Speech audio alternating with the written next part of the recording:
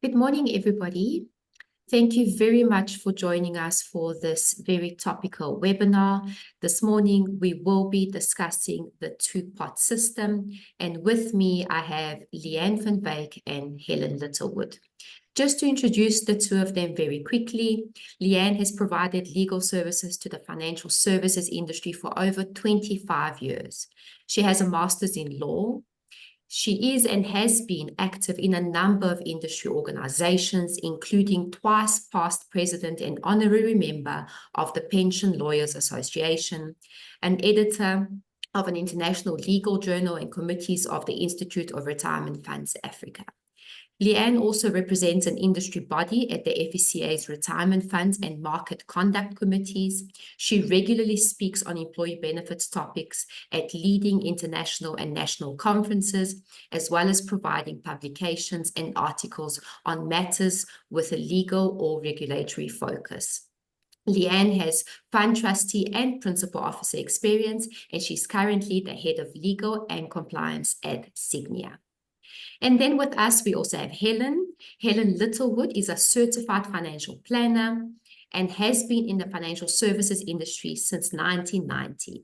She was initially working in the financial planning environment before moving to employee benefits in 1999. Since then, she has provided consulting advice to a number of large pension and provident funds, and at the moment, she serves as the head of SURF product at Sygnia. So thank you very much again to everybody, and I will hand over to the ladies to take you through today's discussion. Hi, everyone. Good morning, everybody. Thank you so much for joining us. So just a couple of housekeeping issues before we start. If you have any questions during the presentation, please add these to the chat, and we will then pick these up at the end of the presentation. We'll also make our slides available to you. And just to note that these are our views and interpretations, and legislation is still changing. So when does the two-part system become effective? It becomes effective on the 1st of September this year. And Leanne, are we sure that it's going to go ahead? You know, Helen, I'm asked that question all the time. And so I have a crystal ball at home that I haul out just for this question. But from what we can see, it looks like it is all going ahead. And we'll talk about where the legislation is in its various phases in a few slides' time. But, you know, the two-part legislation is not like, for example, the national health insurance legislation, where it's going to take a lot of money to implement on government's part. For government, they're actually making money out of two parts in relation to, you know, taxes on savings, withdrawal benefits, etc. So I do think it is going to go ahead on 1 September, and I'm pretty confident of that now.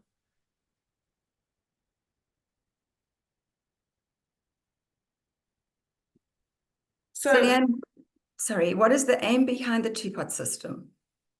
Thanks, Helen. So the idea behind the two-part system, and this is where we're going to start today with a really general overview of what is the aim of the two-part system, and then we're going to get more granular as we go and pick up some of the more recent questions and debates and things that are on the go at the moment. So, you know, if you've seen the first part of two-part before, what are the aims, what comes into two-part, etc., etc., bear with us. We will add more content as we go. If you haven't seen that before, you need a refresher, then we are going to go through the basics as well.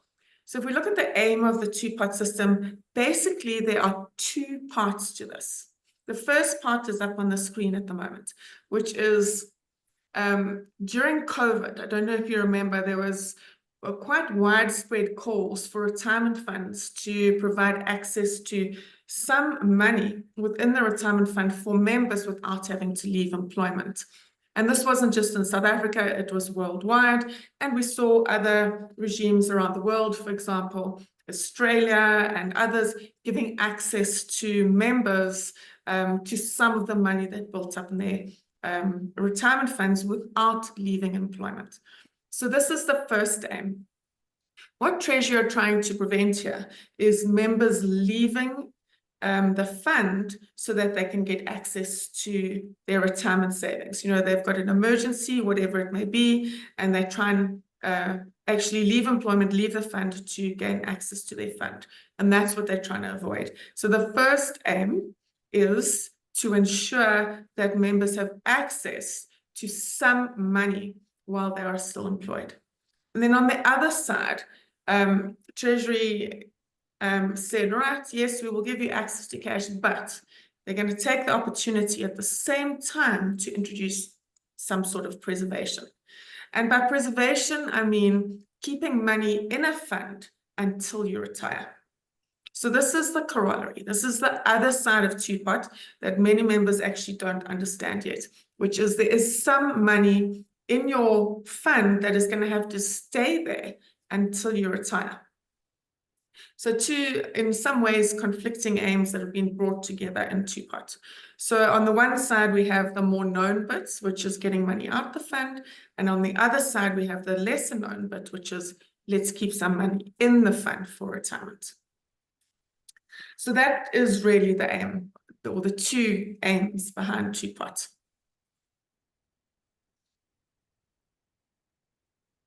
Okay, so Leanne, we know most types of funds are included in the two-pot system, but which persons are excluded? Okay. Yeah, so as you say, Helen, we know who's in, and we've got that down at the bottom of the slide. So pension and provident funds are in, both defined benefit and defined contribution, retirement annuity funds, preservation funds, pension and provident, and public sector funds. So all of those are in. What is slightly more controversial is who's out. So who does two-pot not apply to? Now, the first one is what I call older members, and we're going to go through that category in some detail a bit later. Second is beneficiary funds. So they're definitely out of two-pot. The third is unclaimed benefit funds, also out of two-pot, and pensioners should be unaffected by two-pot in the main part. So those are the main categories of persons who are out of two-pot. Okay, so you refer to unclaimed benefit funds being exempted, but what about unclaimed members? Yeah. So what you're asking, I think, Helen, is what about those unclaimed benefit members who are sitting in our pension or provident fund, as an example? Well, that's an interesting one because the legislation, so the changes to the Income Tax Act, actually refer to an unclaimed benefit fund being exempted. They don't refer to unclaimed benefit members. But if you look at all the documents where Treasury is talking about, you know, how it's going to implement two-pot and replying to comments on it, etc., and you look at the FSCA's guidance note or communication, I think it was, around two-pot rules, in both of those, we see the FSCA and Treasury referring to unclaimed benefit members being exempted. So I think most of the industry has actually taken that up because, of course, it is only sensible that it should be all unclaimed benefit fund members that are exempted from two-pot. We don't want them coming forward and having to pay them in pots, as an example. You know, once we find them, we want to pay them. So we are treating unclaimed benefit members as exempt at this stage, but it is a little bit iffy because it's not in the legislation.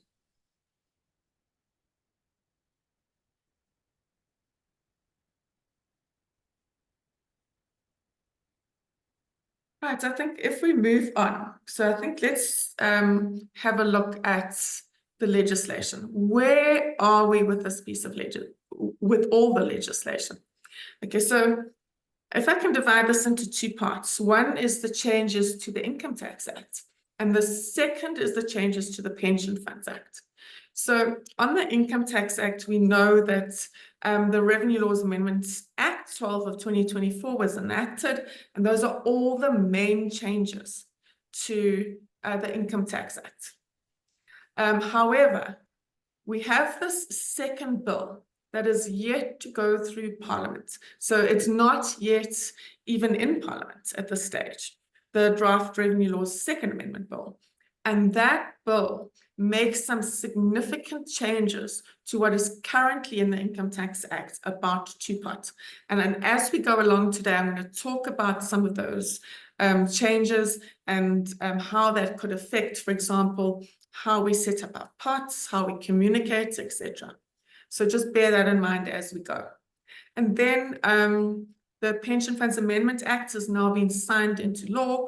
I saw a communication from the President's office yesterday, so on Sunday, saying it had been enacted. I'm not sure if they've updated the parliamentary monitoring site yet, but certainly the communication from the President's office said it has now been signed into law. Now, of course, that is good news. And of course, that is also an indication that this two-pot is going forward on 1 September. Perhaps also just to mention that I'm not sure if you were aware of all the deadlines around rules and when they should be submitted, etc. But one of the things the FSCA said in their communication was, if you want to be absolutely sure that your rule dealing with two-pot will be registered by the 1st of September, please make sure you give us your two-pot rules before the 15th of July. So everyone was trying to, as far as possible, get their rules in before the 15th of July. Now that this Amendment Act has been signed into law, that means the FSCA can now start approving those rules. So beforehand, they were looking at them, but weren't yet providing approval on them. Now they can start approving them. Just so that you know, all the SURF funds and the retail funds, the Sygnia Retirement Annuity Fund and Preservation Funds, all of them had their rules submitted to the FSCA before the 15th of July. So we are confident that we will get our rules registered before the 1st of September. So that is all good news. Okay. What I wanted to mention is that little piece of legislation that I said to you has not yet gone through Parliament, that amends some of the two-pot legislation.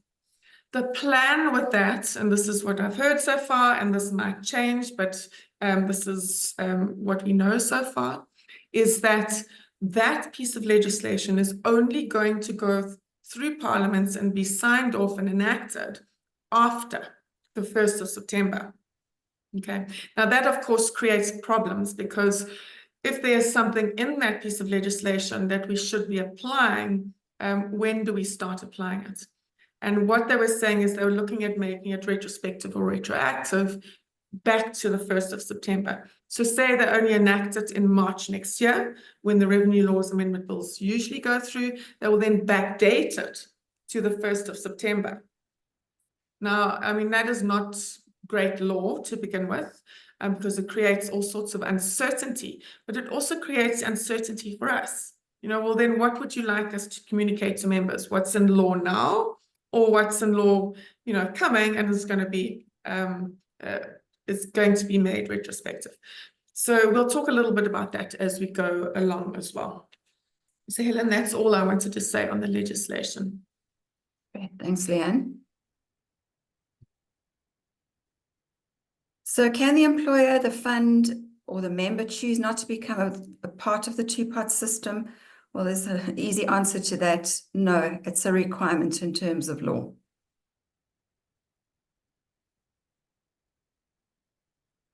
Okay, so let's build up our knowledge. First, let's look at what pots there are and how they're going to fill up. And then after that, we'll look at how benefits are paid out of the pots. Okay, perfect. Thank you, Helen. So we're going to start off, as Helen said, with what goes into the pots. Then we're going to talk about what comes out of the pots. So don't worry, I am going to get to benefits and the various nuances around those, as well as perhaps some of the latest thinking and discussions that are going on in relation to those benefits. I will get there. But what I'm going to start off with is this lovely clean slate that we see in our slide in front of us. where I'm just going to explain basically what the pots are. So, of course, we start off with the vested pot. Now, this vested pot's very easy. Basically, what this is anything the member has saved in the fund as at the 31st of August 2024, so the day before two-pot comes in. Is there anything the member saved as at that date is in your vested pot? Okay. And then on 1 September, you get 2 new pots.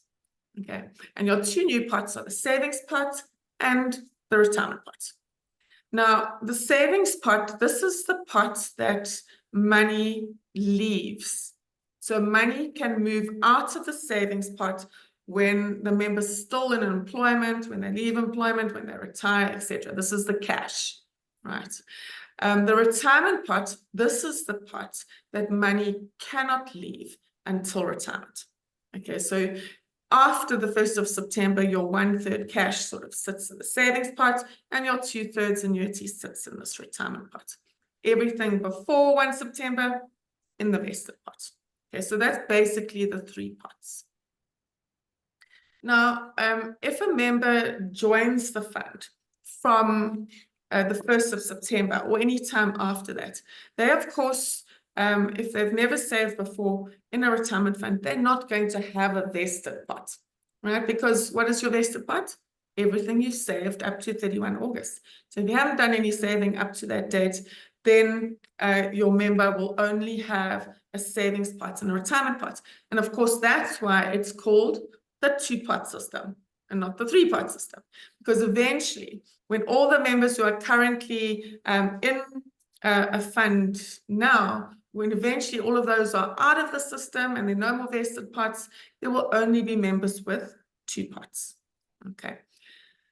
Right, let's have a look at the 3 pots and how they fill up. So from the 1st of September 2024, all contributions coming into the fund after that date will be split between the savings pot and the retirement pot. Now, you will see there I've got total net contributions. What I mean by that is all contributions coming into the fund, less any charges, premiums, fees that come off the contributions, and then that split happens. And that split happens 1/3 to the savings pot and 2/3 to the retirement pot. And that happens every month. And of course, that's how your pots start to build up. I'm going to go more into how the pots build up, but I think, Helen, this is a question that we should answer. Yes, so if you are making voluntary contributions to the fund after the 1st of September, your voluntary contributions are going to be exactly the same as any other contributions. So 1/3 will go into the savings pot and 2/3 will go into the retirement pot. Exactly, so no change. And that's why we said total net contributions. So it's all your contributions, less the fees and charges, and then all of them are split. Okay, so what about this question? What about the August 2024 contribution? So for this contribution, so this is the contribution just before the 2-pot system starts, this goes into the vested pot. Okay, so your August 2024 contribution goes into the vested pot. It doesn't matter whether it's paid before the end of August or before the 7th of September, it doesn't matter. It will always go into the vested pot. Okay. And when you look at seeding, if your contribution, your August contribution, is in the vested pot on the 31st of August 2024, then it will be included in the seeding for those members. Okay. It's not there by the 31st of August, so you pay it, for example, on the 2nd of September, as an example, then it will not be included in the seeding for members. And that's why Sygnia has asked if employers could consider ensuring that contributions for the month of August 2024 are actually in the fund before the 31st of August, because I think that a lot of members have this expectation in their mind that their seeding will be calculated, including that contribution. All right.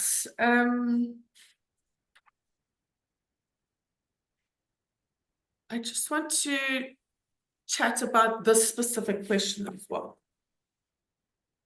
So can the employer, the fund, or a member, for example, change that percentage? So the 1/3 going to the savings pot and the 2/3 going to the retirement pot. Is that something that any of these parties can change? And the answer to that is no. That percentage split, 1/3 to the savings pot, 2/3 to the retirement pot, is legislated in the Income Tax Act. So none of these parties could actually go and change that split. Back to how the pots fill up. Right, so we've got our 3 pots, our vested pot, our savings pot, and our retirement pot. Now we know our vested pot is savings that we've made as at the 31st of August 2024.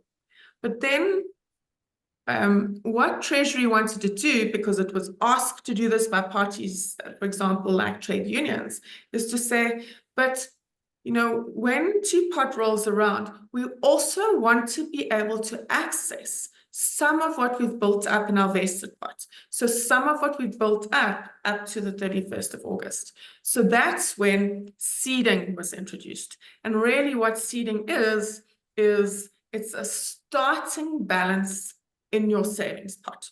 So we take some of what you've already built up before the 31st of August, and we put it into your savings pot. So it's a starting balance in your savings pot.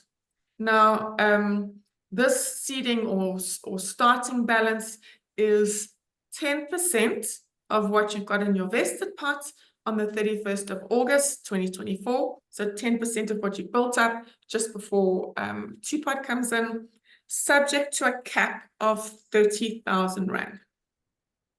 Okay, so there's quite a lot of misunderstanding around the seeding. So I think that when we're speaking to members, it's a good idea to give them some examples of this. You'll see this in the Sygnia communication, where we're actually communicating and trying to, you know, provide examples so that members realize that it might not be 30,000. But perhaps, Helen, you could just go through these 2 examples that we've got on this slide.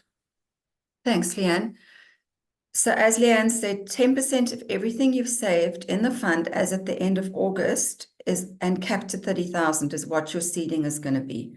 So if we look at example 1, Jane has got 100,000 Rand in her fund or in her vested pot, and 10% of 100,000 is 10,000, and that means that Jane is going to have 10,000 transferred into her savings pot on the 1st of September 2024 or shortly thereafter.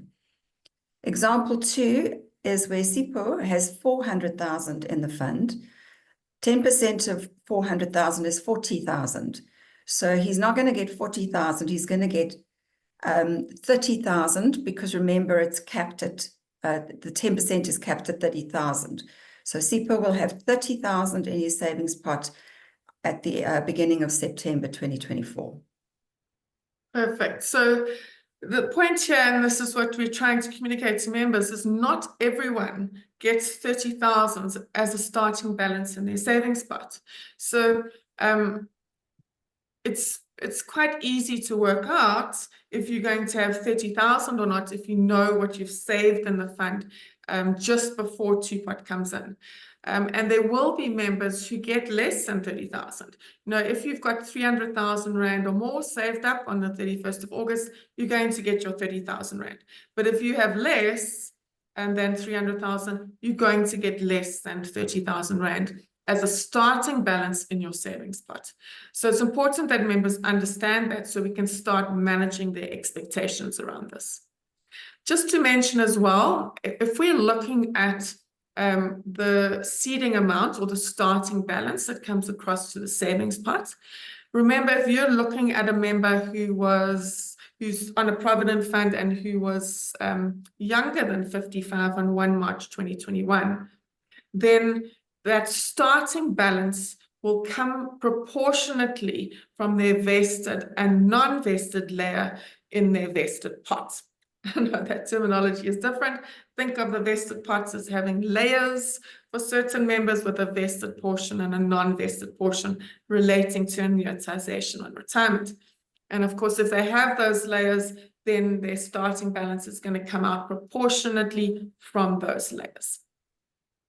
Okay, if we get back to our pots then. So if we're looking at still what's coming into those pots, we've talked about what's on the screen already. So we've talked about the contributions coming in, being split 1/3, 2/3. We've talked about the seeding amount as well. But then, of course, the pots can also fill up from transfers, or I like to call them allocations between the 2 pots or the 3 pots. So as to distinguish them from section 14 transfers, I just call them allocations. So you can actually make an allocation at any time from your vested or your savings pot into your retirement pot.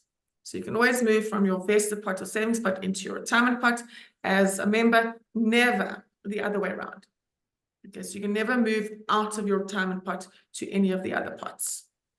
It's a one-way movement. Okay, so the pots can also fill up that way. And then perhaps let's just talk about fund return and amounts credited. So across all 3 pots, investment return will come into those 3 pots. So this is perhaps, I would say, probably the second most asked question of me when I speak to members about 2-pot is, please tell me about how investment return comes into the pot. So are we having different investment portfolios sitting behind different pots? You know, if I keep money in my savings pot, does that mean that, you know, all of my savings pot is going to be invested in cash or bonds and, you know, come out of what I've chosen or out of the default, for example? That question comes a lot. And the answer to that question, specifically in relation to the SURF funds, including the retail funds, is that we do not have different investment portfolios or choices sitting behind the different pots. So as a member goes into 2-pot, the investments don't change. The investments continue as they are over 2-pot. Okay, and the investment return comes in as it does now and is allocated across the 3 pots. Okay, so I think that is a very important point to point out to members, because from what I've seen from the questions, they are very concerned about that particular point. And then also you can have amounts credited added to the 3 pots. Now, there's very little information about what that means, but basically it's, you know, odds and ends, for example, future surplus that could be allocated to a member as an example, and the legislation simply allows them to come into the pots. It doesn't say how and what proportion, it just says that it can come in. Okay, so this amount's credited as a airy-fairy couple of words meant to allow other things that they haven't thought of to come into the pots, if I can put it that way. Okay, so I think that we've got a fairly full picture here of how money comes into the pots. Of course, it can also come in from other funds or go out to other funds, so pot to pot. I think, Helen, that is pretty much a full picture of how money comes into the pots. Okay.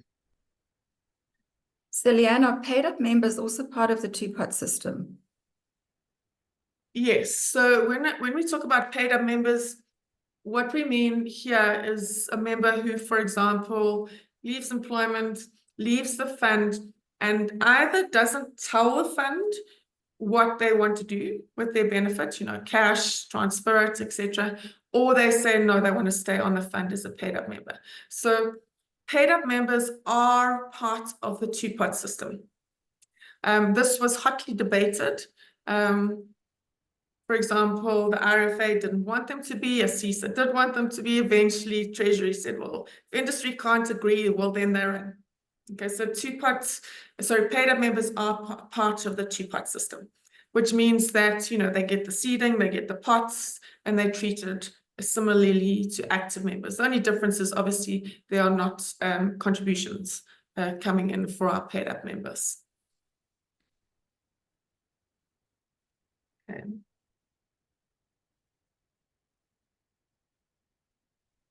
Okay. Right. So Leanne, how are benefits paid from these pots?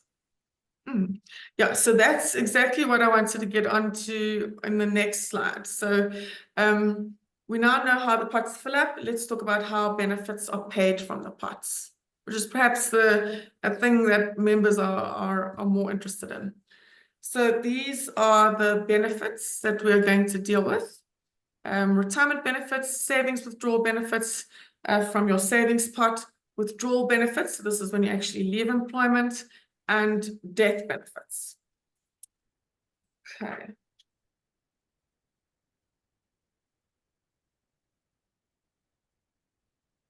Okay, so Leanne, tell us a bit more about this new statutory benefit, the savings withdrawal benefit. Okay, so I think that the words that you used are quite important, Helen. You know, that's a new statutory benefit, right? Which means that the Income Tax Act is telling the funds, you will have this benefit. And this is one of the reasons we have had to amend the fund's rules for two-pot to specifically allow for this new type of benefit that is payable from funds. Okay, and this new type of benefit is called a savings withdrawal benefit. Okay, so already there's a new acronym in our industry that loves acronyms, which is SWBs, right? Saving withdrawal benefits. So this is basically the amount you can take out of your savings pot while you are still employed. So from the 1st of September, members can take what is in their savings pot in cash. And that will be allowed in terms of the rules and the legislation. They don't have to leave employment. They don't have to leave the fund to do it. There is no maximum amount. Okay, so whatever's in your savings pot, that's what you can take out of your savings pot at the time. And you don't have to provide a reason for it. So during COVID, we had this, when discussions started on this, it was, this must be for emergency savings. Someone's going to have to determine that it is for emergency saving, emergency funds, whatever the case may be. It's moved away from that.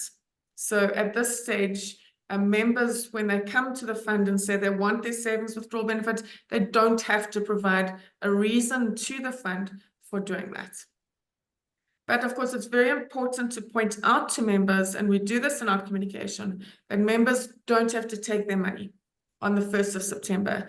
They don't have to take money out of the savings pot ever. If they don't take it out now, it will still be available to them later. Now, it's an important message because some members think if 1 September rolls by and they don't take money out of their savings pot, they can never take it again. So, we better do it now. Okay, so it's important to tell members it'll still be there. You don't have to take it out now. So Leanne, are you finding that there's a bit of confusion between the 30,000 starting balance and the maximum amount? Oh, good question, Helen, because we are finding a lot of confusion on that. If you sit in front of a bunch of members and you say to them, right, what's the maximum amount you can take out of your savings pot? A lot of them will say 30,000 Rand. Okay. Now, of course, if they've got 30,000 Rand in their savings pot on the 1st of September, then that is the maximum they can take out. But the real answer to that question is the maximum amount you can take out of your savings pot is whatever you have in your savings pot. So your 30,000 Rand, if that's what you get, will come into your savings pot, and then your contributions will come in every month and it will increase. right? So you start off with a starting balance and then it goes up.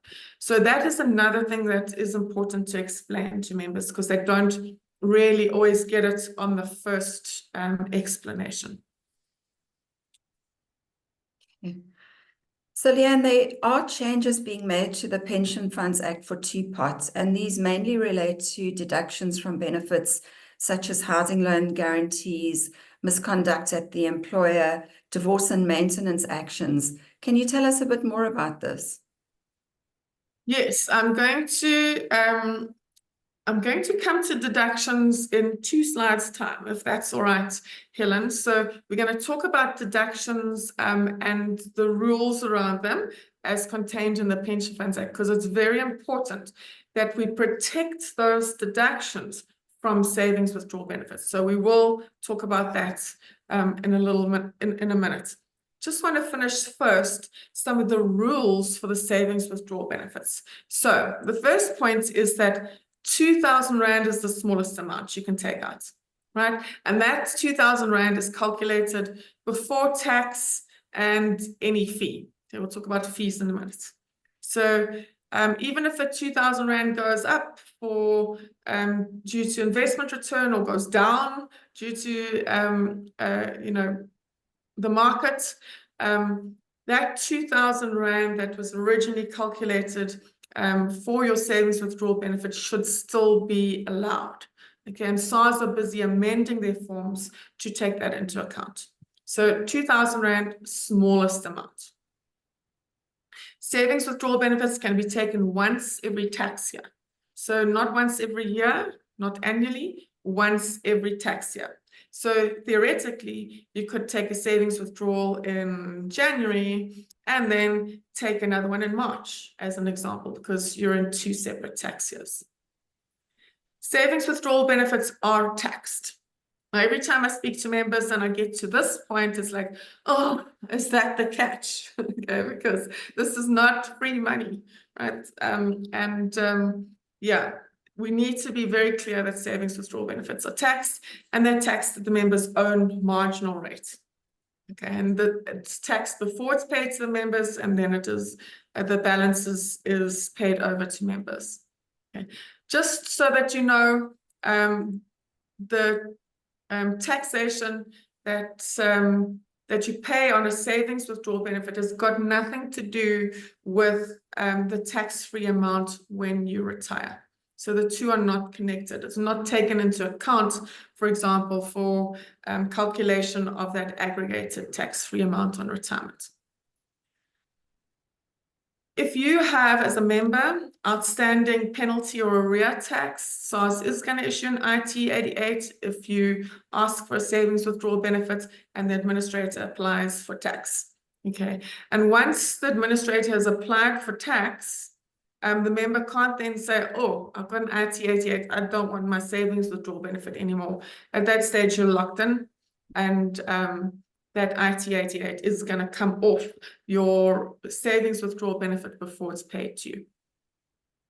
Just to mention that currently, if you're on one of the SURF funds as a member, you will not be charged a fee for a savings withdrawal benefit. Okay, so there will not be a fee that is charged on the SURF funds when members take a savings withdrawal benefit. Okay, so that is the decision as it currently applies. And then this is what, Helen, this is what you're referring to, and I think is very important. We have to protect our deductions from savings withdrawal benefits. And when I talk about deductions, I'm talking about things like housing loans, 37D deductions, and I'm going to go into them in more detail. But what I mean by this is that we can't be paying out a savings withdrawal benefit and not have enough left on the fund to pay this sort of deduction. Okay. Right, so let's have a look at these deductions and what they are. So you'll remember 37D deductions include housing loans and guarantees, misconduct at the employer, where there is a request from the employer to deduct this from members' benefits, things like divorce actions and maintenance actions. These are all 37D deductions. And remember, deductions are deducted from all three pots proportionately. Okay, so that has been written into the legislation. So let's talk about these deductions just a little bit, about how they're going to work. And remember, what I'm talking about now sits within the Pension Funds Act, and that Pension Funds Amendment Act has just been enacted. Okay, so this is now being written into law. Okay, so let's have a look at the different deductions and how it'll work. So if we look at divorce and maintenance orders, if there is an existing divorce order or decree or maintenance order, so that you've already got the divorce order or the maintenance order, then a fund can only pay out a savings withdrawal benefit to a member if there is enough to pay both. Okay, if there isn't enough to pay the savings withdrawal benefit and the divorce order or maintenance order, then the member cannot take their savings withdrawal benefits. Okay, then it must be the divorce order and the maintenance order takes precedence. But what happens if you don't yet have your pending divorce order or maintenance order? Okay, so if there is a pending divorce order, so that means that there has been a summons issued, or it means there's been an application to court, and in the case of, for example, customary religious marriages. So there's been an application to court or summons has been issued, then your divorce order is pending. Okay, and this refers back to the Divorce Act, where Divorce Act tells you when a divorce order has been instituted. Can't remember the exact section, but it basically says a divorce has been instituted when the summons has been issued or there's been an application to court. Okay, so then you know, right, it's pending.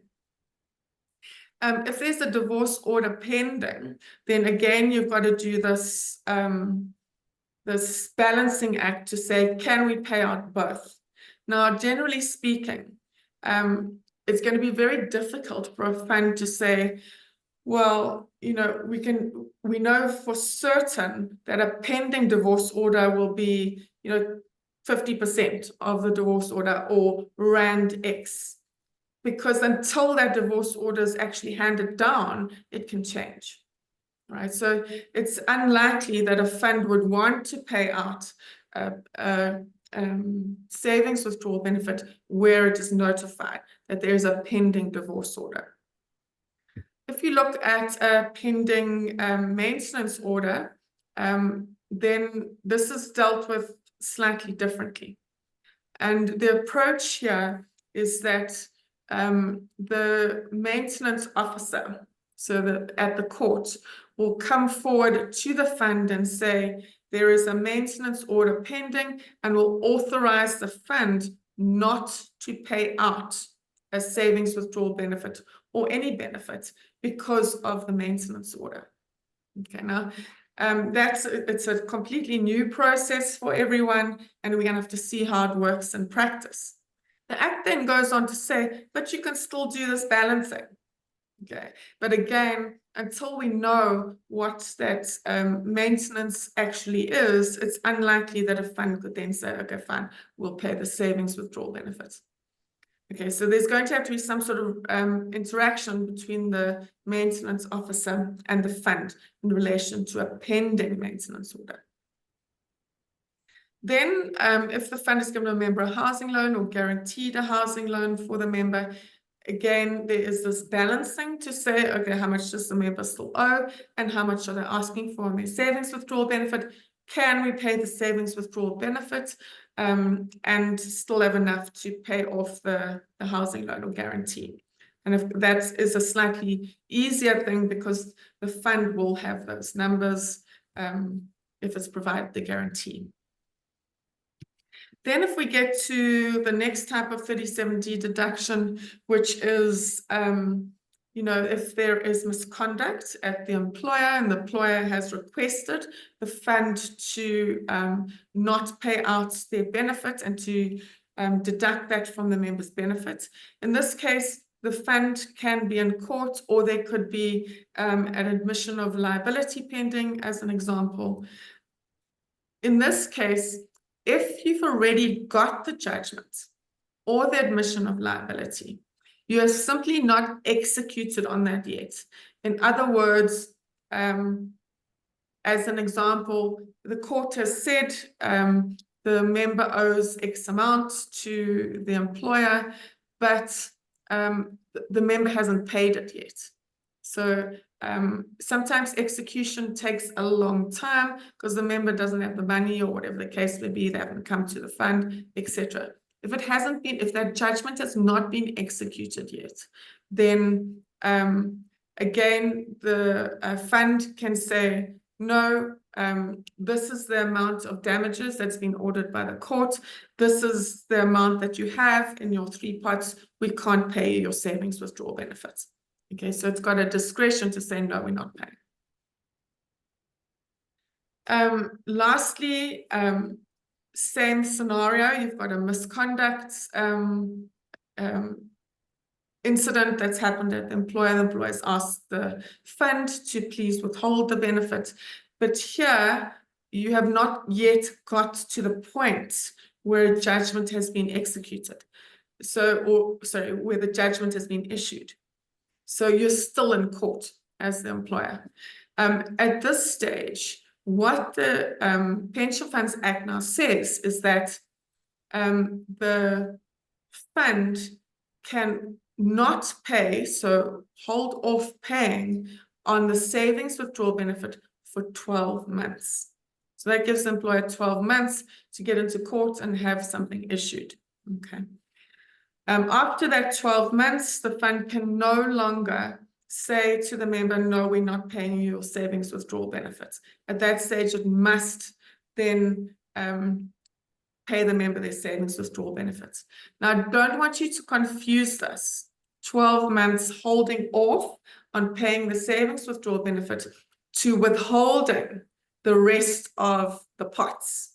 Okay, so the fund can continue withholding the rest of the members' benefit in the other pots. They'll pay the savings withdrawal benefits and continue withholding the rest, if that is its decision. So it's made a decision to withhold. So don't confuse those two. Okay, I think, Helen, that's all I wanted to say on deductions for now. We could spend a whole session just on this. Yeah, it just makes it very complicated.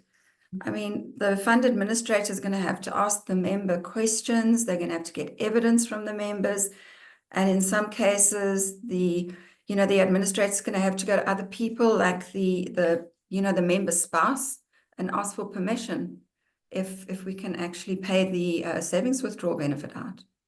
And that's a good point that you've raised. So if there is a housing loan request, or if there is a savings withdrawal request, and the fund knows that there is a pending divorce order, the fund has to go to the member's spouse and say, please, may we have your consent to pay the savings withdrawal benefit or to provide the housing loan guarantee. Okay, so that's a very important point. So it now means the fund has to go to an external third party to get consent to pay that savings withdrawal benefit.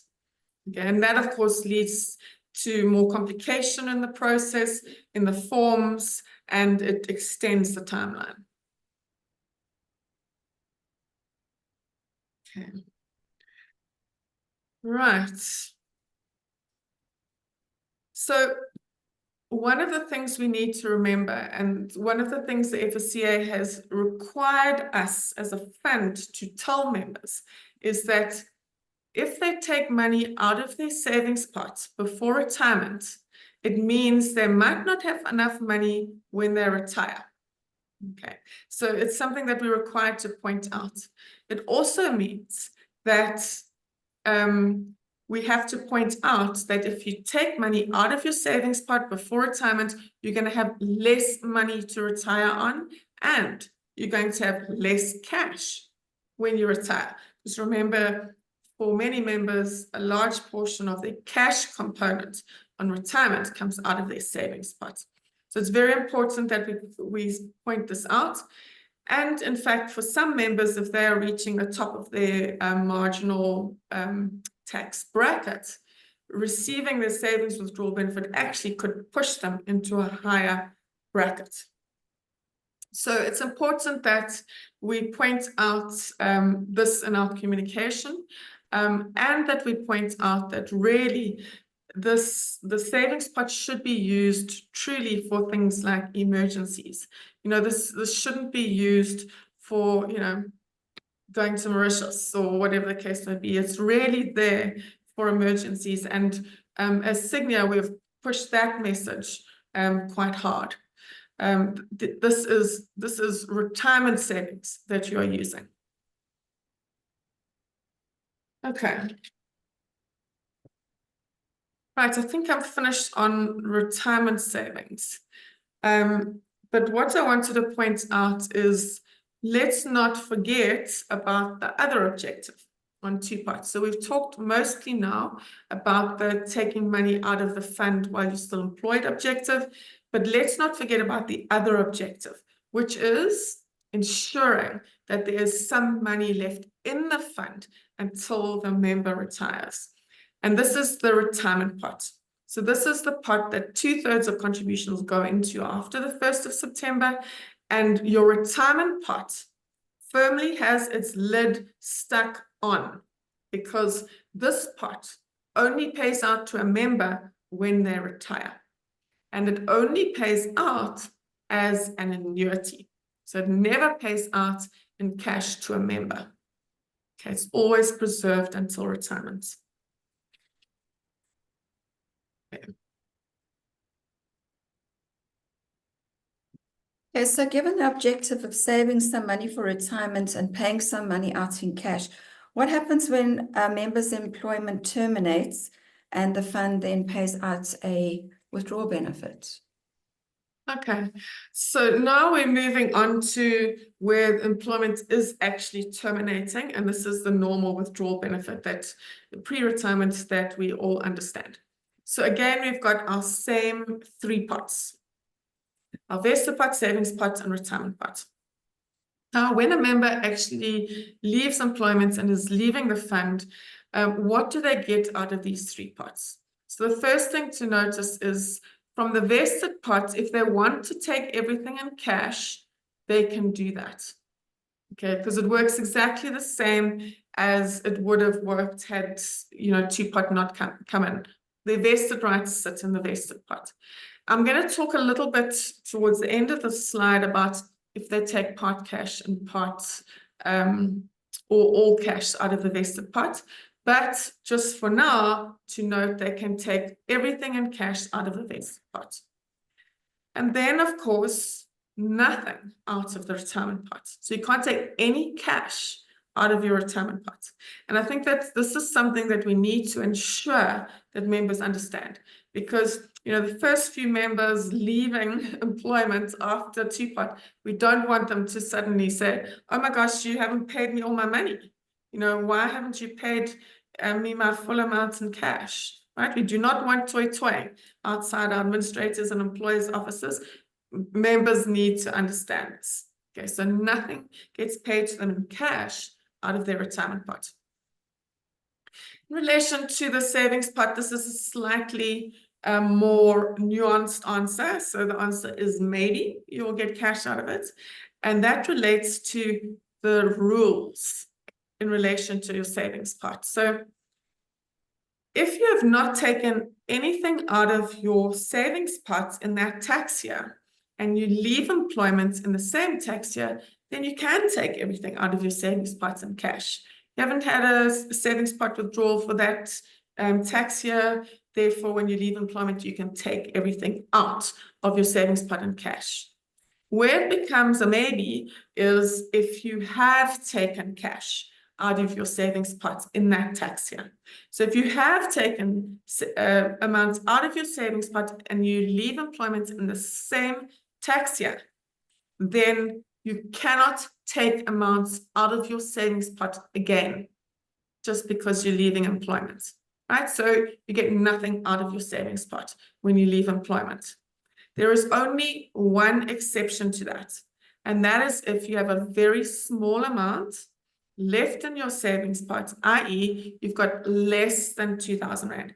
Then even if you've taken a savings withdrawal in that tax year, you can take your money out of your savings pot because it's a small amount, and Treasury don't want small amounts left on funds that they can forget about. Okay, so that's why the answer is maybe in relation to the savings pot. All right, so your cash could come from your vested pot and your savings pot, not from your retirement pot. Let's just talk about what happens if you take cash out of your, oh wait, before we do that, let's talk about the taxation. Let's not forget about that. Okay, so if you are withdrawing from employment, then your three pots are going to be taxed differently.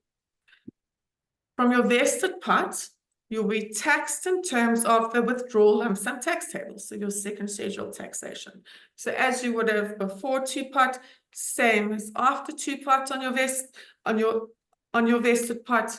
So you will get a tax-free amount that's applied in relation to the amount that comes out of your vested pot, and then the rest will be taxed in terms of that sliding scale for your withdrawal lump sum tax tables.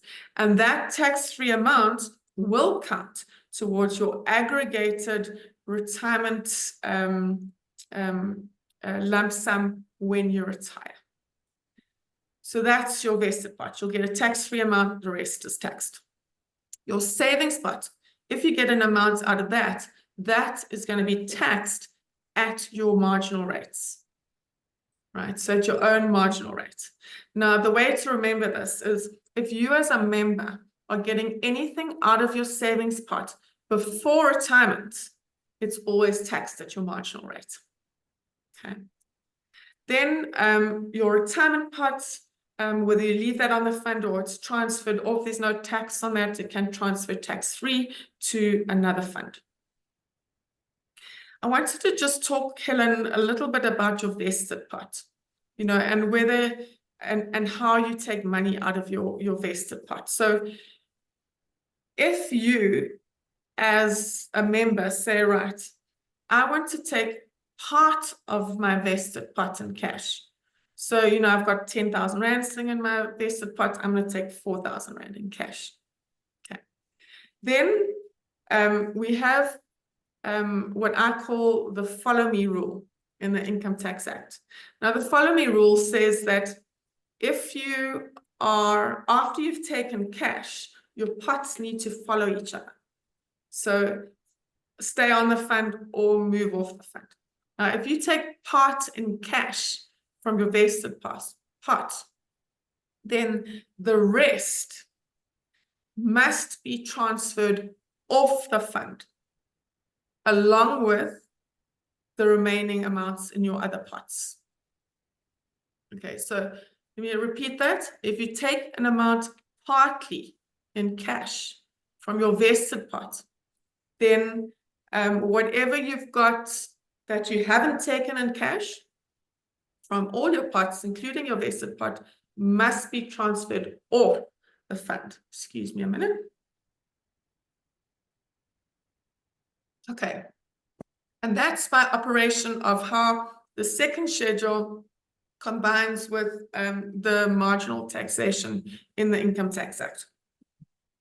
Right, the second option is, excuse me, got a bit of a cold and it's affecting my voice. So the second option is that the member takes everything from their vested pot in cash. So they got 10,000 Rand in their vested pot, they take 10,000 Rand out of their vested pot.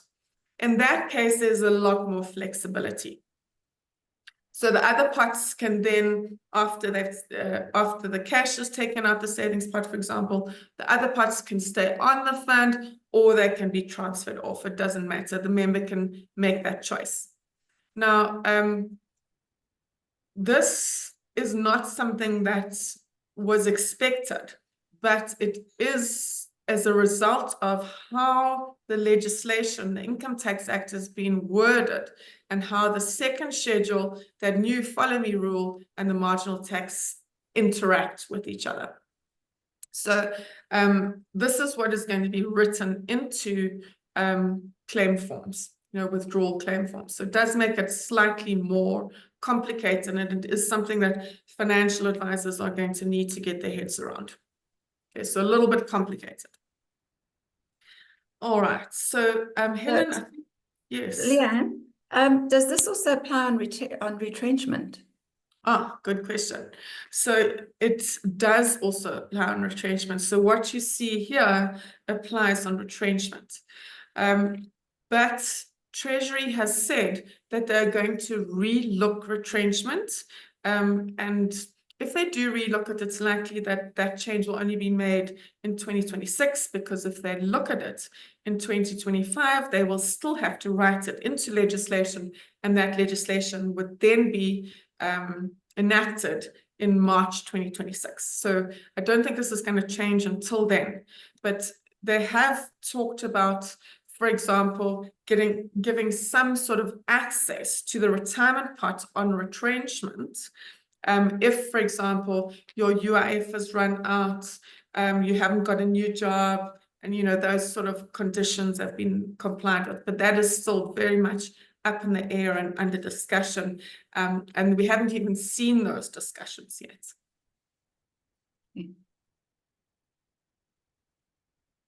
Okay, so Helen, I think we've finished on withdrawal, and now I'm going to go on to retirement. Yeah, so when a member reaches retirement and they're retiring from the fund, the member's going to get their benefit part annuity and then part cash. How does this work? And then what is the de minimis amount, and how does this work? Yeah, because that is slightly different to the way it worked before. So great questions. So if we look at the retirement benefit, again, when a member reaches retirement, now they're retiring from the fund, they have, again, their three pots, right? So they've got their savings pot, their retirement pot, and their vested pot. So now we need to look at how these pots are paid out. So let's start with the savings pot. I must say, I'm loving the pictures of these pots. They might remind me of Le Creuset pots, which I always have a yearning for. So yeah, beautiful pots. Right, so if we look at the savings pot, everything in the savings pot can be paid in cash on retirement. If the member doesn't want it all paid in cash, then they can simply add whatever they don't want paid in cash to the bit they're annuitizing. That is the member's choice, but they can take everything in cash. Now, of course, that's important, because if you get to retirement and you've taken everything out of your savings pot, you're not getting any cash from this pot. Okay, so that's important. Then from your retirement pot, everything from your retirement pot on retirement is paid as an annuity. Now, I've often seen people get this wrong, where they say, oh, 1/3 in cash, 2/3 as an annuity. No, your retirement pot is paid out totally as an annuity. Then your vested pot, right? When you get to your vested pot, remember, this is the pot that I said to you has got layers in it, right? So you're going to get part of your vested pot paid as an annuity and part as cash, depending on those layers in your vested pot. Now, you could have, and probably will have if you're a Provident Fund member, 2 layers in your vested pot, right? One is your annuitization vested layer, and your other is your annuitization non-vested layer, right? Now, I'm going to go into that in a little bit more detail in a minute. I just want to mention these 2 things first. You still have a de minimis amount. So that is fancy Latin for an amount below which you can take your whole retirement benefits in cash. Remember, Treasury doesn't want to force members with small retirement benefits to put their money into an annuity and then get a very tiny annuity out of, getting paid to them. So there is an amount that is legislated, and that changes from time to time. There's an amount that's legislated below which, if your retirement benefit falls below that, then you can take everything as cash. I'm going to tell you how that applies after two-pot. What I want to mention before we go into the vested parts and the de minimis amount in more detail is that on retirement under two-pot, everything is taxed as it is now. So in terms of your retirement lump sum tax tables, right? So that gives you currently your 550 aggregated tax-free amounts, and then the rest taxed on a sliding scale. Okay, now that's important because suddenly your savings pot and any cash paid out of that is no longer taxed at your marginal rate. It is now taxed in terms of your lump sum tax table, which means you can get a tax-free amount out of it. And that is your reward for not taking amounts out of your savings pot until you get to retirement, right? And it was specifically designed in that way. Right. Let's talk a little bit about this vested pot. So in our vested pot, especially if we're Provident Fund members, we're going to have two layers. We're going to have that bottom layer, which is our vested layer from an annuitization point of view. And we're going to have the next layer up, which is our non-vested layer from an annuitization point of view. Our vested layer in our vested pot can always be paid out in cash.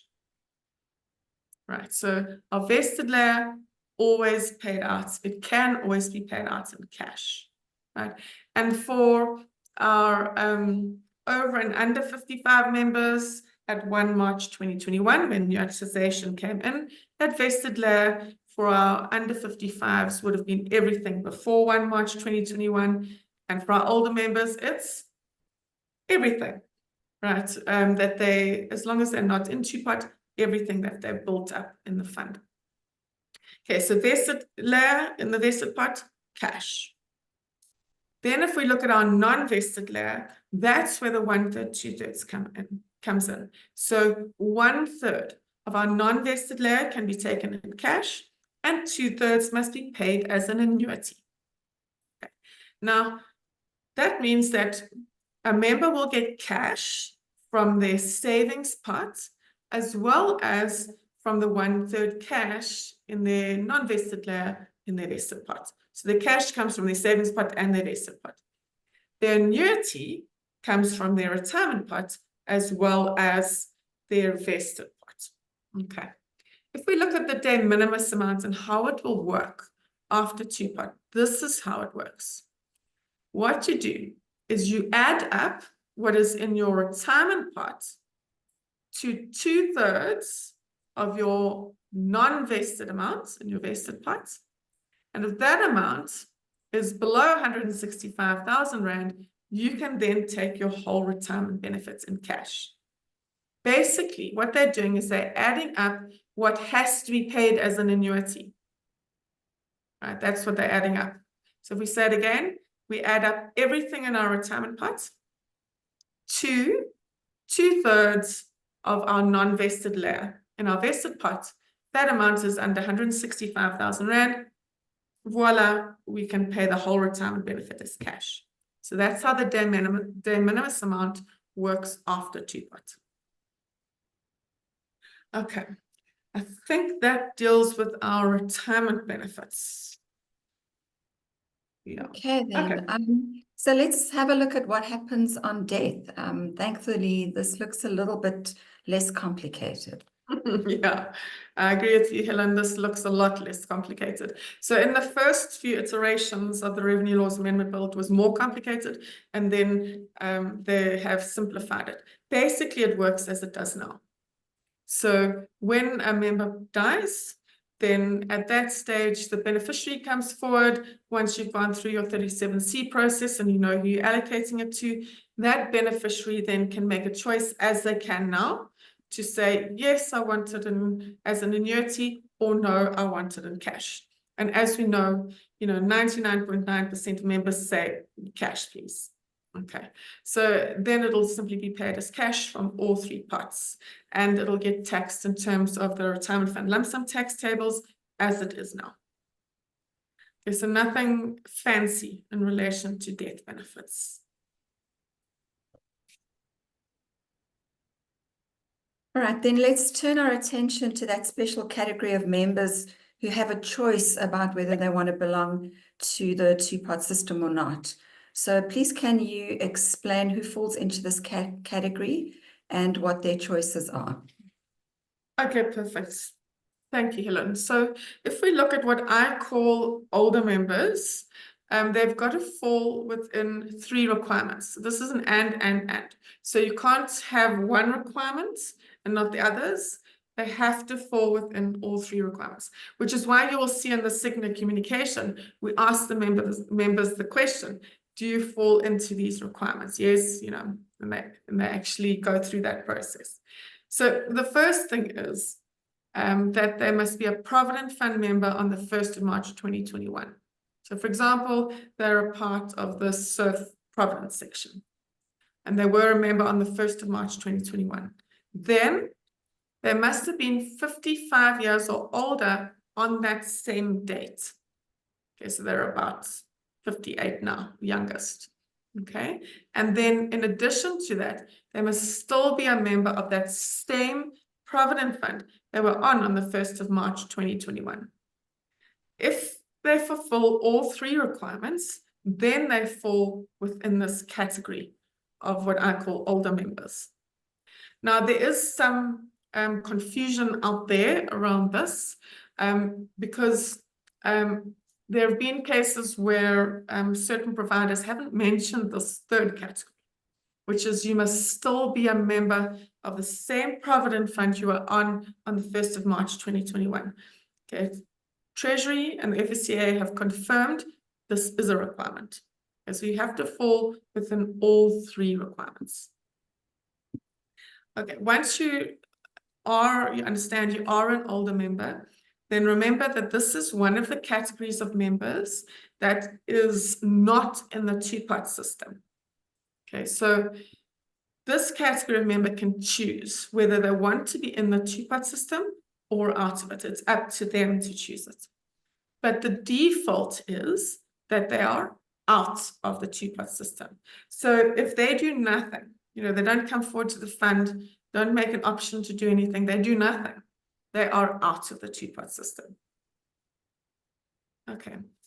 This choice to become part of the two-pot system, this opt-in choice, is irrevocable once-off choice. So that means that once they've made that choice, once the member says, right, I fall in this category, I want to be in, they give us the instruction, at that stage, the member cannot then change their mind. So it's not in, out, in, out, in, out. It's in, right? You are automatically defaulted out, and you can make a once-off choice to be in. Okay, and we do say that in the communication as well. Please understand, you can't change your mind once you've opted in. Right, now, remember I said to you, Helen, that we have this Revenue Law's Second Amendment Bill that hasn't even gone through Parliament yet. Okay. Now, this Revenue Law's Second Amendment Bill has some important changes for older members. Okay. So if you see something in red on the slide or other slides, that means that it is not yet law. It's only coming in that Revenue Law's Second Amendment Bill. And remember what they said about that bill, that it's only going to be enacted after the 1st of September and then backdated to the 1st of September. Okay, so if we look at this category of members, the current legislation says they can make that choice to opt in at any time they want. Now, what the Revenue Law's Second Amendment Bill says is they must choose within 1 year of the 1st of September, so between the 1st of September 2024 and the 31st of August 2025, that will be the last day, you can decide to opt in. So it's important to realize that when we are communicating, we communicate to older members what is in the Revenue Law's Second Amendment Bill. Okay, so some providers might choose not to do that. Sygnia, so far, we've chosen to actually communicate that to older members, but at the same time, we say, please understand, this legislation is not yet final. Okay.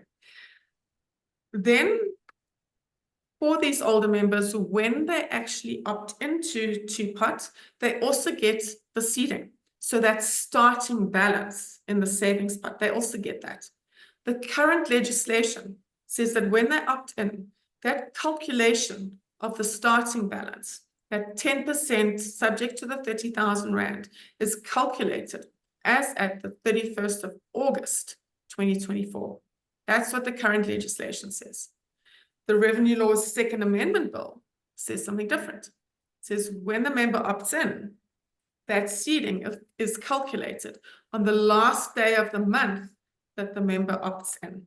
So if they opt in on the 1st of February, then the seeding is calculated on the 28th of February, as an example. Okay, so these bits in red are only contained in that Revenue Law's Second Amendment Bill. Now remember that bill will be made law and then backdated to the 1st of September. Okay, so we're waiting for the next iteration of that Revenue Law's Second Amendment Bill. We haven't seen it yet, but the first iteration, this is what it says. Okay, so this does make communication to our older members category quite difficult. And this is why you might see some providers saying, no, you can opt in at any time and it's calculated on the 31st of August. And other providers saying you can opt in within the 1 year and it is calculated, your seeding is calculated on the last day of the month you opt in. That's why you could see both coming from different providers, depending on the route that they have taken.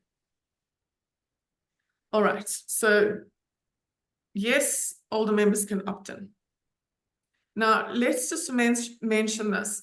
If a member transfers off the fund, the Provident Fund, they were on the 1st of March 2021, they are automatically then in the two-pot system. So when they hit the new fund, they will be in the two-pot system.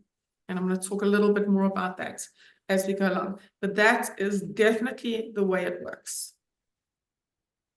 All right, let's look at our older category of members. Let's start off with if they are out of the two-pot system. So if a member does nothing and they make no choice, they're automatically out of the two-pot system. At that stage, then everything just carries on as it is for them now. Their contributions will not be split. Their contributions will go into the vested pot, right? They're the only category of member who can actually make contributions to their vested pot after the 1st of September. And nothing will change for them. The investment return will go into that pot. If they leave employment, they can take everything in cash still. When they get to retirement, they can take everything in cash still, right? They're Provident Fund members. But understand that because they're out of the two-pot system, they don't get a savings pot, right? And a retirement pot. So that means that they cannot take money out of the fund while they are still employed because they don't have a savings pot. Then if they are in the two-pot system, so they actually come forward and say, I want to opt in, and they are in the two-pot system, they will then be given their seeding, so their starting balance in the savings pot, and from the date that they opt in, their contributions will then be split 1/3 to a savings pot and 2/3 to a retirement pot. So that means that one, they get a savings pot, so they can then take money out of their savings pot while they are employed. But importantly, remember that these older members, if they had not opted into the two-pot system, they would have continued getting all their contributions vested from an annuitization point of view till they got to retirement. But because they've opted into the two-pot now, that means that their contributions after they opt in that are being split between those two pots are no longer vested from an annuitization point of view on retirement. So that means that, you know, they will then have to pay, when they get to retirement, they will then be paid more as an annuity than they would have been had they stayed out of two-pot. Okay, so often for your older members, the choice is between, is it more important to me that I get money out of my fund while I'm still in employment, in which case I'll probably go into two-pot, or is it more important to me that I get more money in cash when I retire, in which case I will probably stay out of two-pot. But this is a very individual decision. It must be taken by this older category of members with their financial advisor and taking into account their own personal circumstances. Okay. If you look at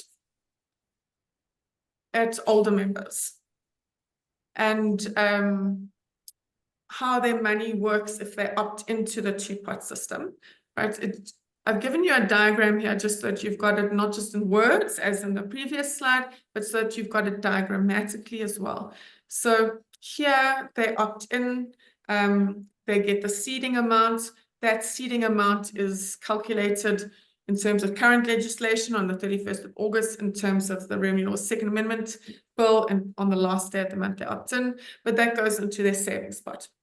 And then their contributions are split between the two pots going forward. Okay, so this is just a diagrammatic representation of that. Okay, Helen, I think I'm finished on all the members. Yes, you are. Thanks, Leanne. Can we talk about Section 14 transfers now? Section transfers, the transfer business between funds.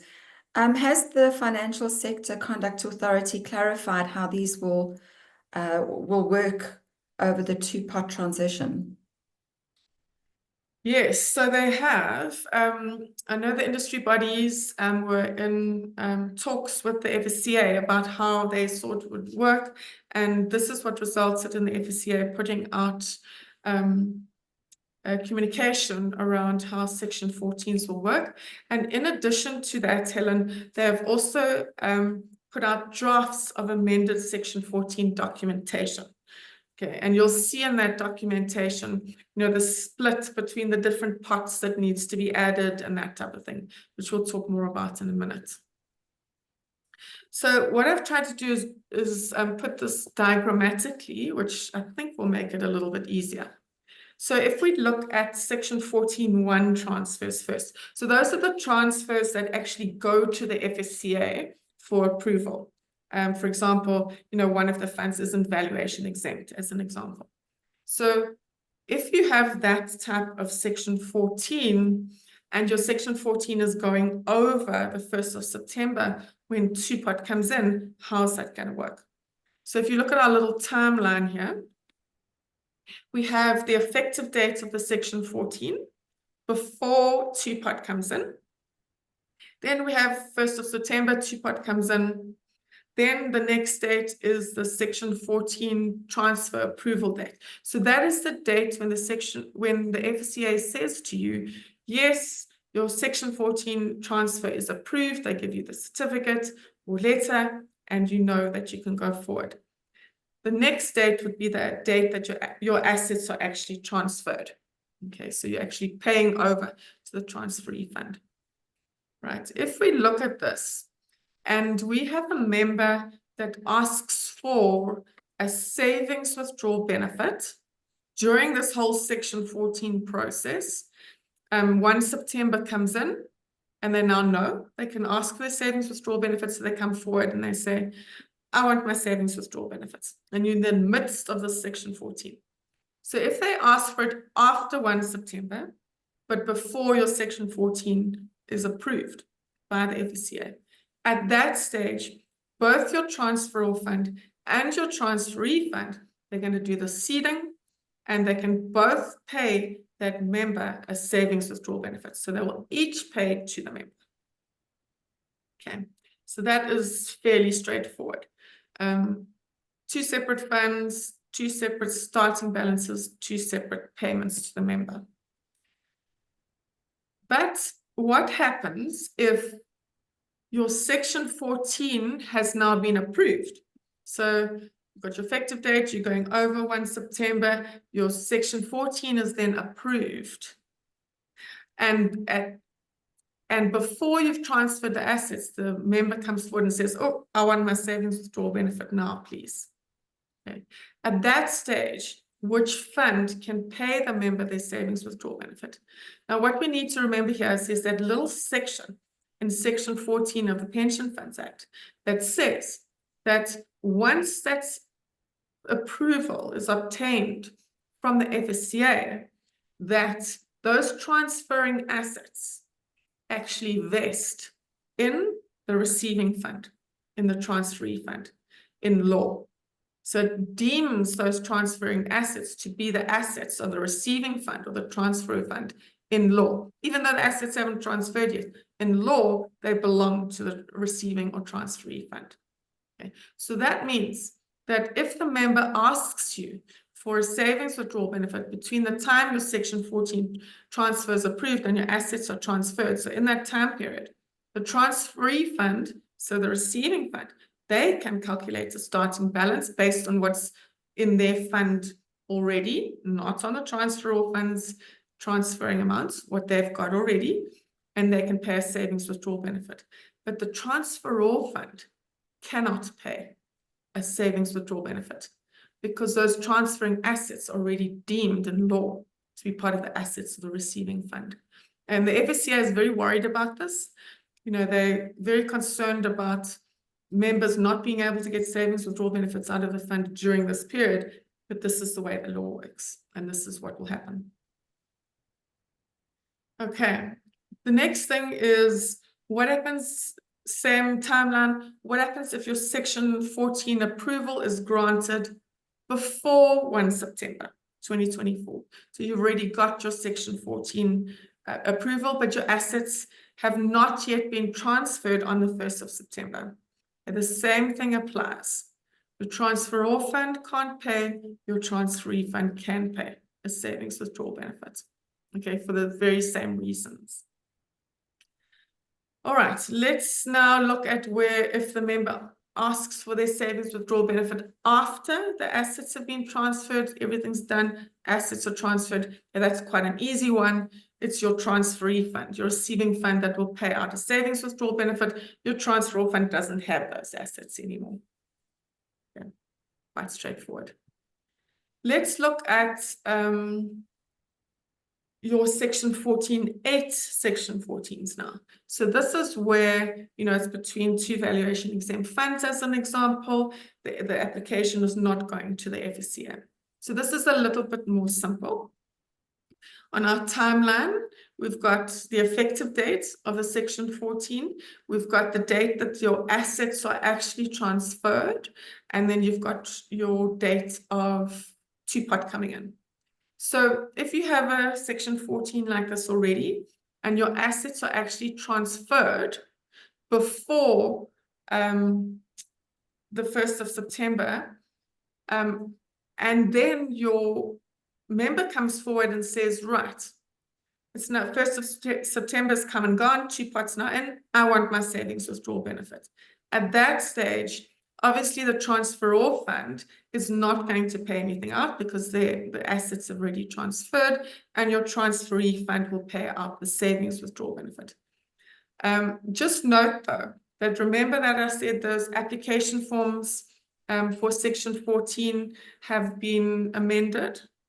The transferor fund will still give the transferee fund the split for that member in relation to their different pots, so that they know how to allocate those pots in the transferee fund. Okay, so you might have to, if you already have this sort of section 14 in progress now, you might need to give a little bit more information over to the transferor fund. Sorry, transferee fund, receiving fund. Okay, so what happens if you have same sort of section 14, section 14.8, 1 September comes and goes, your assets have not been transferred yet, and the member then asks for their savings withdrawal benefit.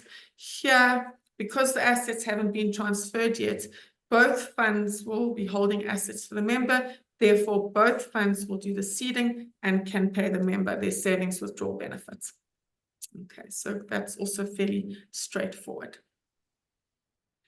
Helen, something I want to deal with, and I'm going to deal with it quickly. And I want you to note, this is only a discussion. This is completely not confirmed yet, right? So please don't quote me as saying this is the way that Leanne or Sygnia or Helen said it's going to work. No, this is still in discussions, okay?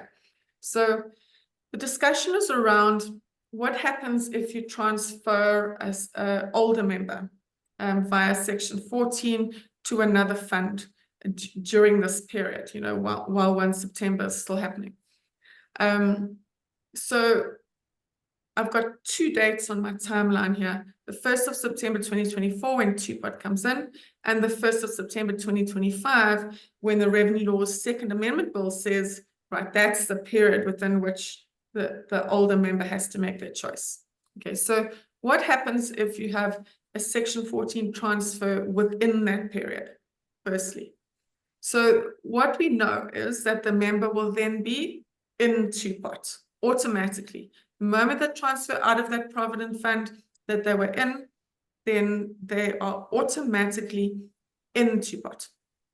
Okay, but the question comes as to seeding.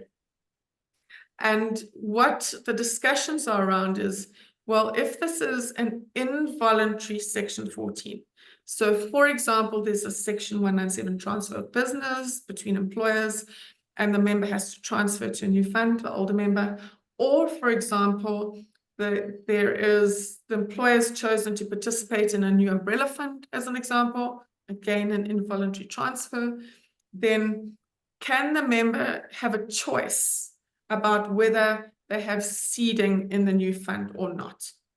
Okay, so the discussions are, yes, the member will be in two-pot, but perhaps if it's an involuntary transfer, then they can decide whether they want to get seeding or whether they don't want seeding. Okay, that's not the way it's currently written. At the moment it's currently written, they will get seeding. Okay. And then the other part of this discussion is if there's a section 14 transfer after this period within which the Revenue Law Second Amendment Bill gives members the choice to opt in. So if it's after that and they're transferred out of the fund, then the member will be in two-pot, but they will not get any seeding, okay, at all, because that 1 year opt-in period is over. Okay, now please understand, this is only a discussion at the moment. And in terms of the current law, the moment an older member is transferred off the fund, they simply are in two-pot and they get a starting balance as to all other members. Okay. As I said, these are only discussions that are happening between industry bodies and SARS and Treasury. Okay, Helen, I think I am ready to move off section 14 transfers. Okay, so Leanne, can we take a brief look at retail funds like retirement annuities and preservation funds and how they'll work under two-pot, because two-pot also applies to these funds. Yeah, indeed it does. So yeah, I'm going to take a very quick look at this because I really want to leave some time for questions at the end. So for retirement annuity funds, two-pot applies as it does for other funds. Obviously on retirement annuity funds, the difference is they don't get withdrawal benefits when employment terminates. However, they still get the 3 pots, they still get the starting balance, they still get payments out of their savings pot, etc. Just to note that for retirement annuity funds, two-pot is applied per contract, or in Sygnia parlance, per account. Okay, so if you've got different contracts as a retirement annuity fund within the same retirement annuity fund, then your seeding your pots are dealt with on a per contract basis. So you will get your starting balance for each of those contracts. And you will be able to take a savings withdrawal benefit for each of those contracts within the same retirement annuity fund. That is what the legislation provides. Okay. I don't know if you guys remember that 15,000 Rand that's legislated. So if you have an amount in a retirement annuity fund that's less than 15,000 Rand, then you can take it in cash. So the discussion now is that 15,000 Rand across all pots, or does it exclude the savings pot? I think it's going to land on all three pots, because I think what Treasury will not want members doing is taking savings, the amount out their savings pots, and then the 15,000 is only applied to the other two pots. I don't think they're going to allow that. So I think it'll have to be applied across all pots. Okay, so that is retirement annuity funds very quickly on one slide. Okay, so if we have a look at preservation funds, these are different from pension, provident, and retirement annuity funds because they have ongoing contributions. And also the application of two-pot may differ a little for members already in pres funds. And yeah, can you just explain, because it is quite complicated. It is, exactly. So pres funds are different, as you say. Retirement annuity funds, you can have ongoing contributions. Pres funds, it's not. You have an amount transferred into your pres fund. So two-pot applies to preservation funds. So if we deal, firstly, I'm going to deal separately with if you are a current member of a preservation fund when 1 September rolls around, then I'm going to deal with if you transfer to a preservation fund after 1 September. So firstly, transfers to preservation funds where you're already a member. So for example, in my case, I left an employer, 7 years ago, and I transferred money from my fund into a preservation fund. So I am a preservation fund member on 1 September as it rolls around. So if you like me as a member, then what will happen is, let me just go to that slide. So what will happen is you've transferred an amount from your retirement fund wherever you were.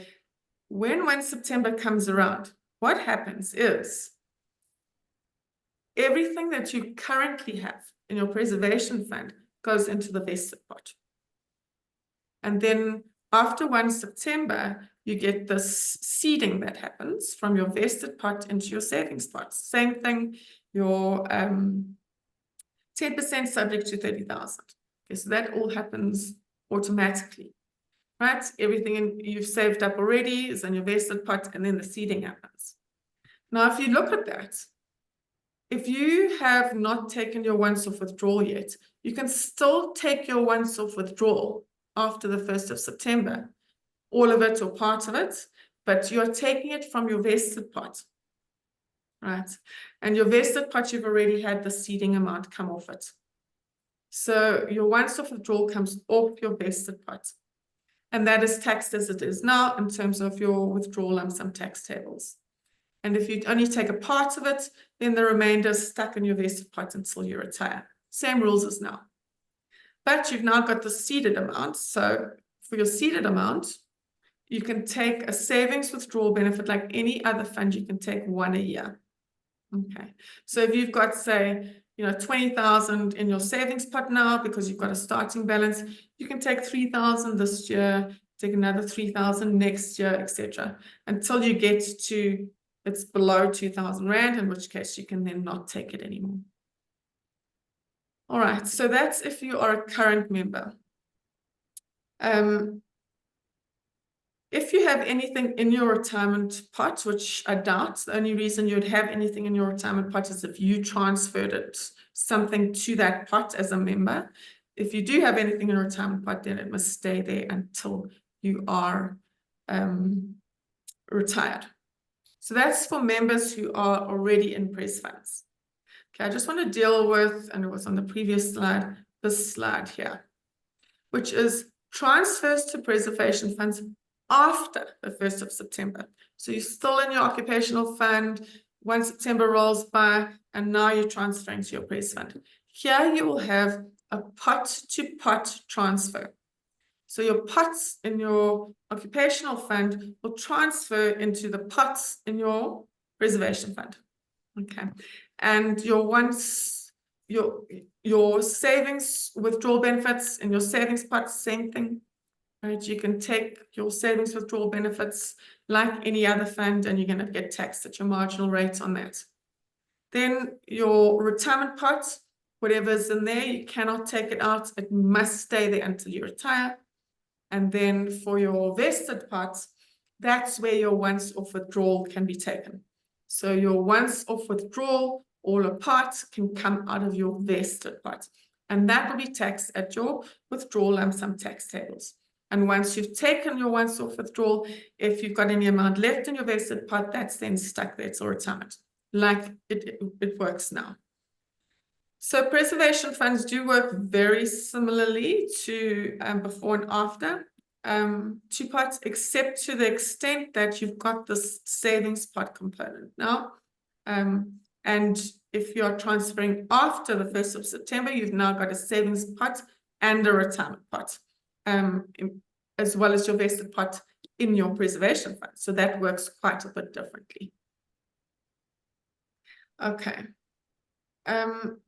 Yeah, I'm thinking, Helen, we should just deal with this small tweak. Yeah, it's something that you and I were talking about before the session. So this is again something that is under discussion, guys. It's not yet decided, but it relates to members who are already in a preservation fund and who haven't taken their once-off withdrawal. Remember what I said on this slide, that for these members already in a preservation fund, they get that seeding, right? That happens after the 1st of September. So that they've now got amounts in their vested pot and their savings pot. So for those members, the problem with that is that if two pot had not happened, they would have been able to take everything out of their vested pot and be taxed in terms of the withdrawal lump sum tax tables, which gives you your 27,500 tax-free, right? Now suddenly we've got two pots and they've seeded an amount. So now if you want to take everything out of your preservation fund, then the amount taken out of your vested pot, yes, it'll be taxed like before, but the amount taken out of your savings pot will be taxed at your marginal rate, which could be a higher rate than what you would have paid before if it had not been seeded. So there are these discussions, not confirmed, that's why it's in red, discussions not confirmed, whereby if you have a member who's already in a preservation fund on the 1st of September and they have not taken their once-off withdrawal, that they might give them the option to say, you don't have to be in two pots immediately. You will only go into two pots if you decide that you want a starting balance in your savings pot. Otherwise, everything will work the same. That is a discussion. I'm not sure that the industry bodies are going to get that right. It would be very nice if they did, but at the moment, it is still just a discussion. Okay, so Helen, that's all I've got on the retail funds. Okay, so shall we have a look at some upcoming communication? Sounds good. Great. Okay, so if you just go to the next slide, thank you. So communication in terms of section 14, transfers in progress.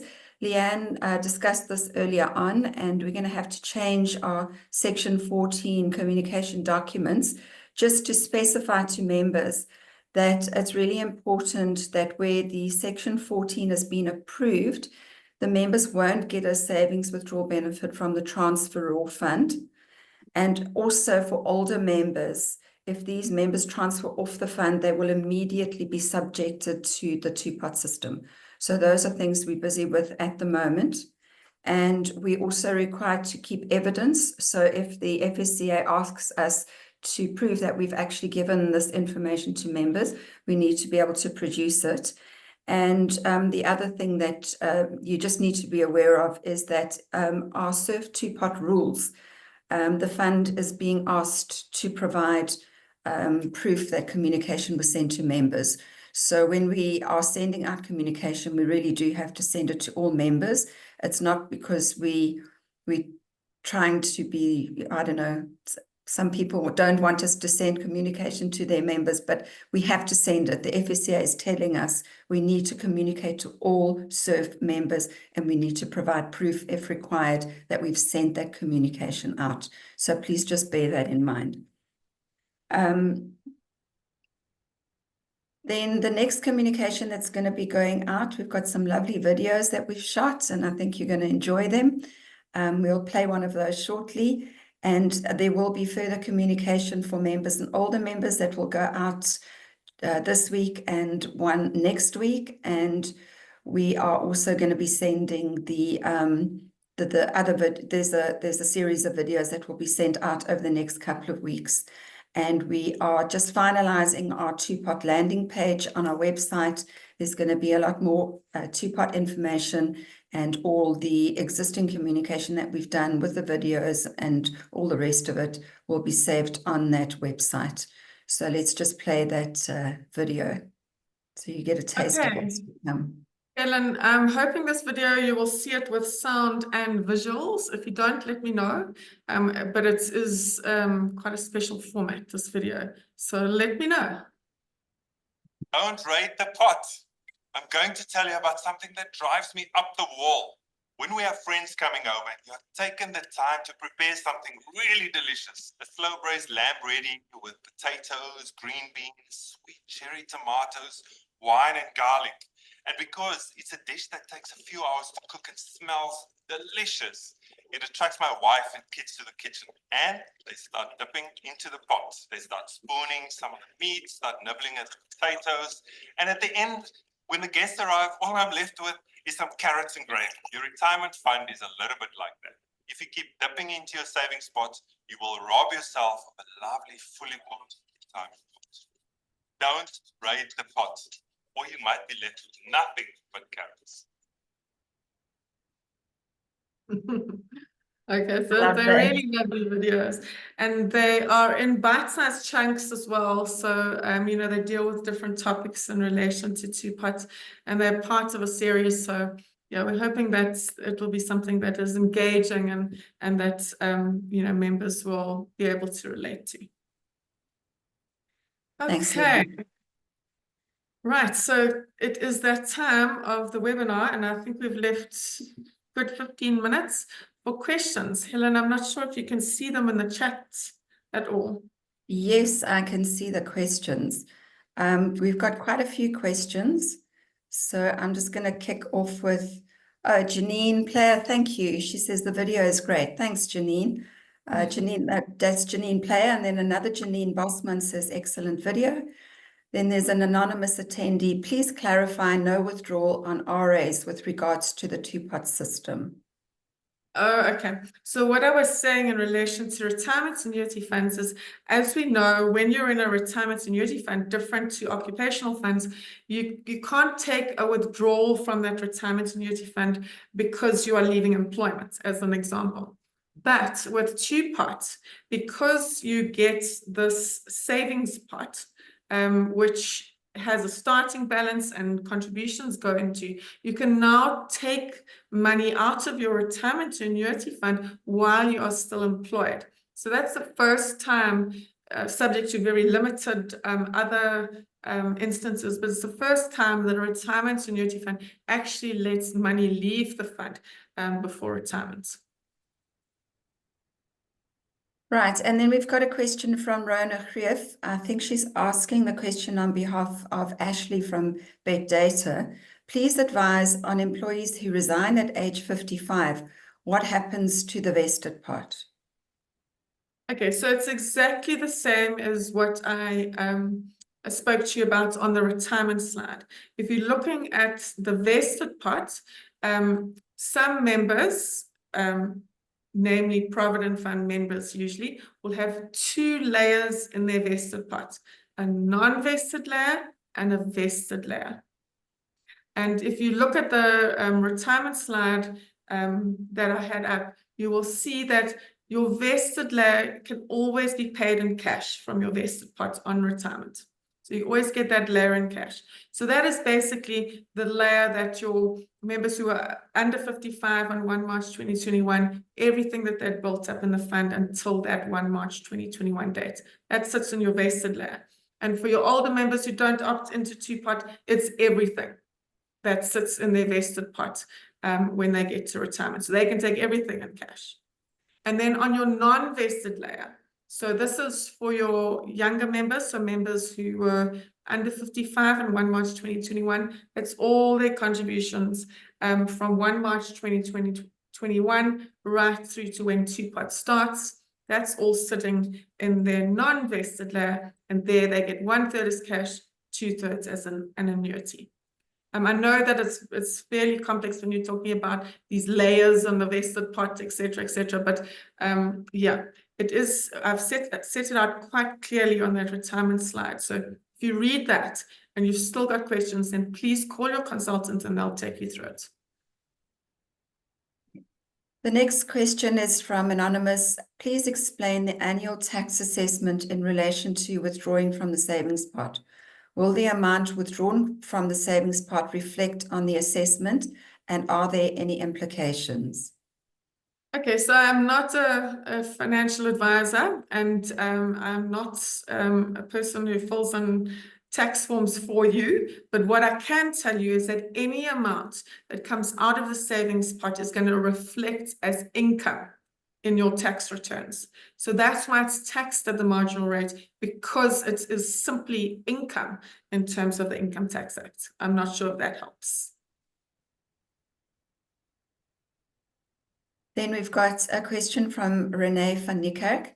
What would be a better option for the older members, money-wise, to opt in for the two-pot or not? So it's going to depend on every older member, and what their circumstances are. For example, if they want cash out of the fund now while they are still employed, then it might be better that they opt into the two-pot system. Whereas if they don't have a need for cash now while they're still in employment, it may be better that they don't opt into the two-pot system and they wait until they retire, because then they can take more cash out of the retirement fund if they want to. But what is better is very, it depends on your own meaning of better. For me, I often think that better is you should annuitize more, whereas other people's definition of better is I get more cash. So it depends what you mean by better. But secondly, it depends on that member's circumstances. For example, how much they've got in the fund, how close they are to retirement, are they below their minimum amount, etc. So that's why we said during the presentation that for older members, the fund can't say to them, this is better or worse. It depends on their own circumstances, and they need to speak to their financial advisor about that. Okay, then we've got another anonymous. I'm a bit confused. When doing the two-pot system, does it not then make vested non-existent when terminated after 1st September, considering that there is a 1/3 and a 2/3 moved? Okay, so I think you're talking about the vesting and non-vesting from an annuitization point of view, right? So after 1 September, you're right in that your contributions are then split between your two pots, right? And depending on which pot it is in, that will tell you whether you have to annuitize it or you can take it in cash. Retirement pot annuity, savings pot cash. But don't forget that the amount that is already vested or non-vested up to the 31st of August, that sits in your vested pot, those vesting and non-vesting amounts, those will still mean that when you get to retirement, they will determine what you get in cash or as an annuity from your vested pot. Okay, so if you have a vested pot, your vesting and your non-vesting amounts are still important when you retire, because it'll tell you how much cash, how much annuity you can get from your vested pot when you retire. I'm not sure if that helps. Okay, then we've got a question from Troy Donaldson. If a member takes part in cash, you mentioned the balance in the 3 pots must be transferred off. Can you elaborate on transfer off, preserve, or transfer to new employer? Okay, so there I was talking about withdrawal benefits. I'm just going to very quickly go up to that slide, Helen, because it's quite complex and it's easier to talk about it if you see it in front of you. So let me just get up to that slide. I'm nearly there. Okay, this slide. So this is where I was talking about the withdrawal benefits. So the members actually leaving employment and their pre-retirement withdrawal benefits is being paid to them.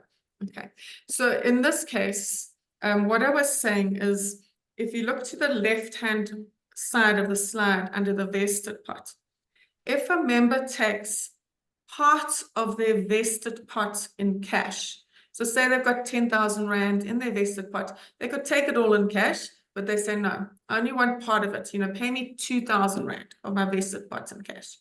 At that stage now, we need to decide, okay, what happens with the 8,000 that's left in the vested pot and what happens with the other pots as well. Okay, so if you take an amount partly in cash from your vested pot, then the Income Tax Act wording requires you to transfer the remainder of your vested pot off the fund. In addition, your retirement pot has to also be transferred off the fund, and whatever you haven't taken in cash from your savings pot has to also be transferred off the fund. Okay, you can never, once you've taken your cash, the remaining amount, you can never leave some on the fund and transfer some off the fund. Once you've taken your cash, they have to follow each other. The pots must follow each other. Okay. Whereas now, if you take your whole vested pot in cash, so say you've got 10,000 Rand in your vested pot, you can take it all in cash, you take your 10,000 Rand in cash. At that stage, because you've taken everything in cash out of your vested pot, then you can say with your other pots, whatever you're not taking in cash, they can either transfer off the fund or they can stay on the fund. Okay, so you then got a choice. My other pots, if I've got something left in my savings pot and I've got my retirement pot, they can both stay on the fund or they can both go off the fund. Okay, so that's that follow me rule being read together with the second schedule and your marginal tax rate. Okay, so it's actually quite complicated, and we've got to get this across to members in our online and physical forms. So you will see these options coming across in those forms. Okay, and this is something that recent discussions have agreed between the industry and SARS. So SARS agrees with this interpretation, as far as I'm aware, as does Treasury. I hope that clarifies it a bit. I understand it is quite complicated. And then, Leanne, if you're moving money, or if you're moving the pots off the fund, rather, you can transfer those into a retirement annuity, into your new employer's fund, or into a preservation fund. Yeah, exactly. Okay. We've got a question from Juanita Reiters. So if you take savings now in September and you resign in December, you can then withdraw the vested portion in December, but full savings can only be taken after March next year. Okay, read that again for me, Helen.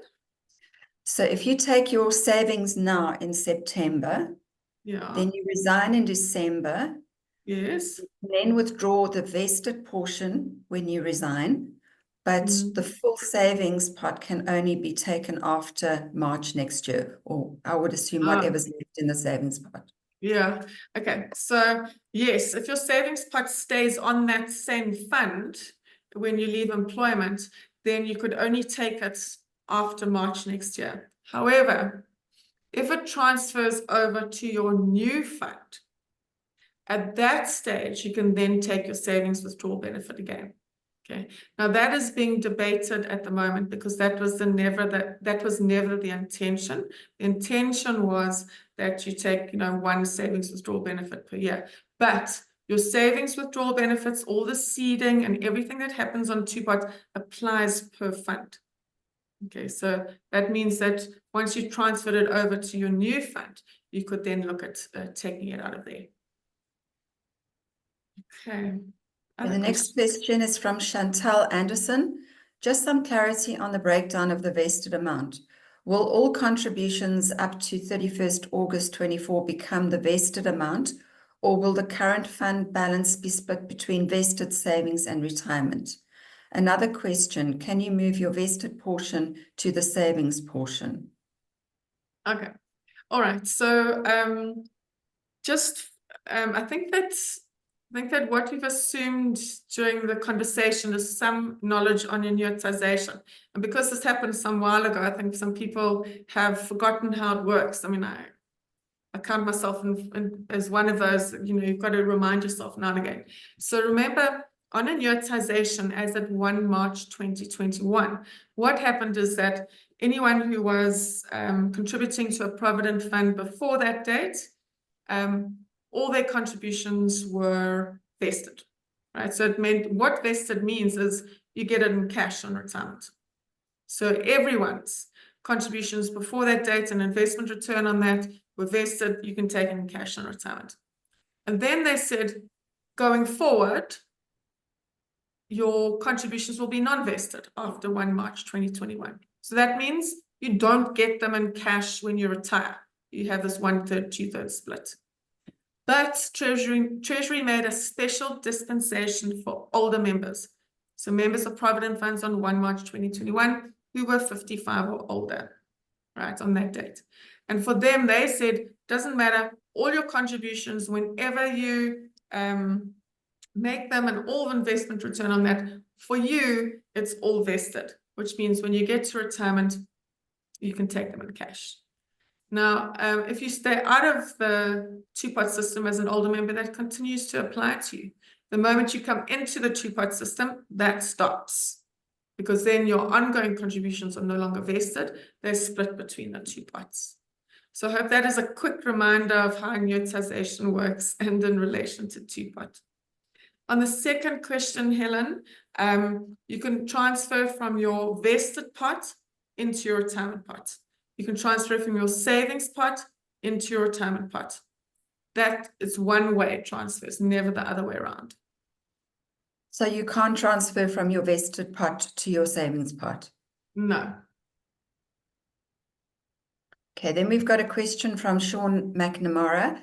For a Provident Fund member with contributions before the 1st of March 2021 and 31 August 2024, how can the funds be taken on resignation and retirement? Answer: to cover funds before 1 March 2021 and those funds between 1 March 2021 and 31 August 2024. Yeah, so if you were an older member on 1 March 2021 and you get to withdraw, so you're now leaving employment, and you look at your vested pot, it has no impact on you, because the annuitization rules only are important when you retire, right? Vesting and non-vesting is only important when you retire. It has no impact when you withdraw. Makes no difference. Okay, because remember, if you withdrew right now, today, you would get everything out of your provident fund tax as cash, right? You could take everything, the whole amount as cash. And when you get to the 31st of August, everything that you've saved up to the 31st of August sits in your vested pot.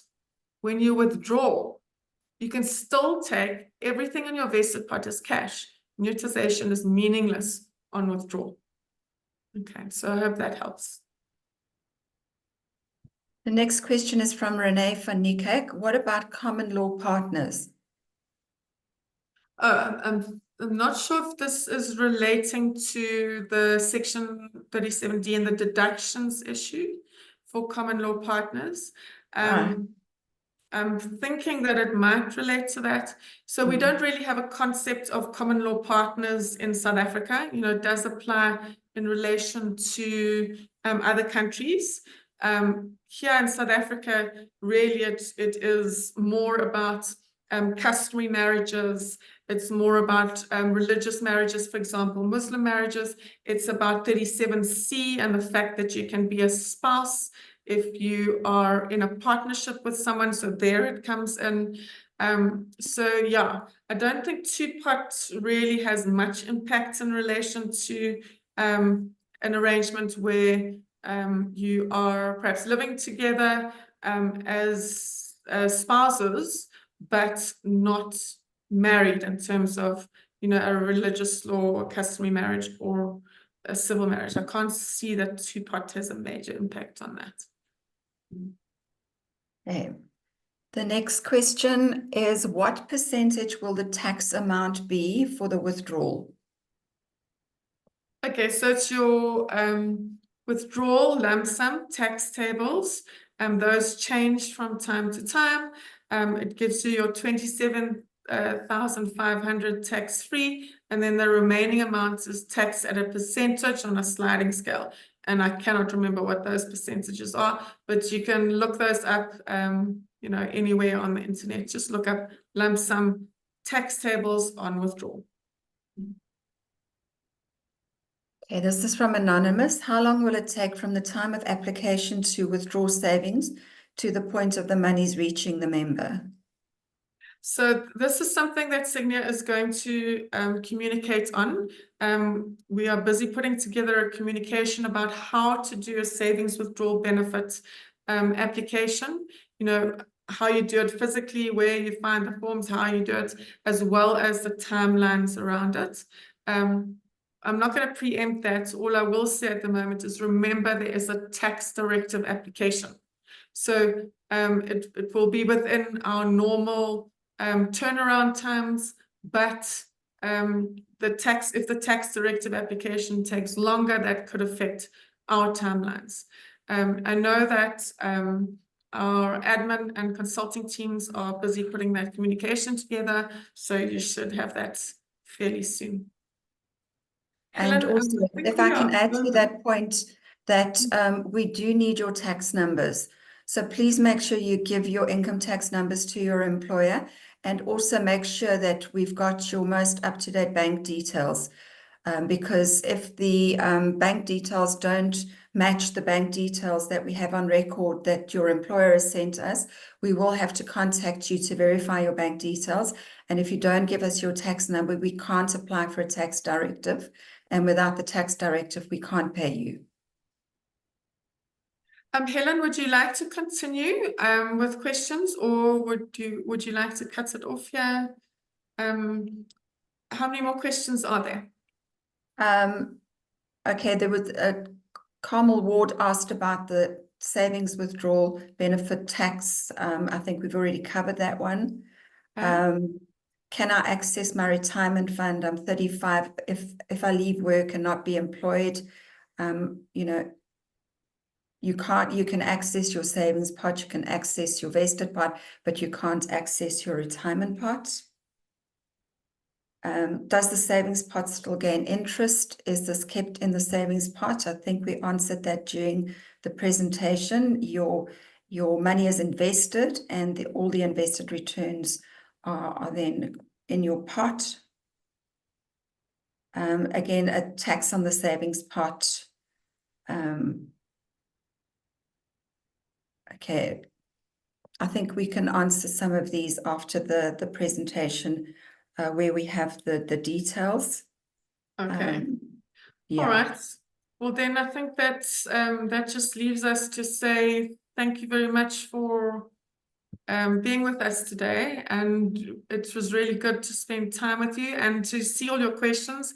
I'm always love to see what the questions are, because that's then, you know, tells us what we should be communicating on and adding to our communication. So thank you for your questions. We really appreciate that, and we hope that you